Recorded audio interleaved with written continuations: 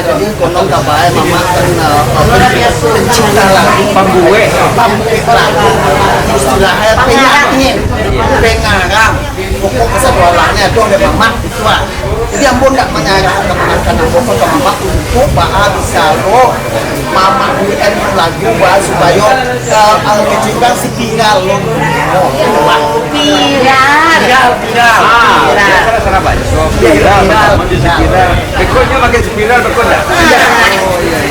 ayo itu yang Viral. Angin top. booming bumi yang tadi jadi kecil ambo beko umpamue beko maksudnya kan tentulah paham mama bahas tentang karakter dan logat beliau gini paham benar kami lah sama-sama tampil di TV oh berarti lah perkenalan mama ketahuan kok Latar ambil lu mah. sama Menyerah. yang punya kemana kan itu latar bisa tuh ya mama dulu mama nggak kene tapi dia ambo koma istilahnya berarti lain nggak tasurong kaulang lain kanan saset alego mah itu bantu saya kemenakan awak kok supaya sekira tadi mah insya Allah Viral balik baru. Karangan dari mama. karangan dari mama yo mudah-mudahan deh kemenangan nanti kalau awak nanya di sana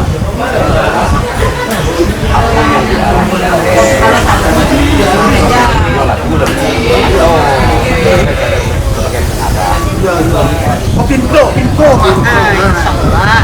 Lu mah apa yang diarahkan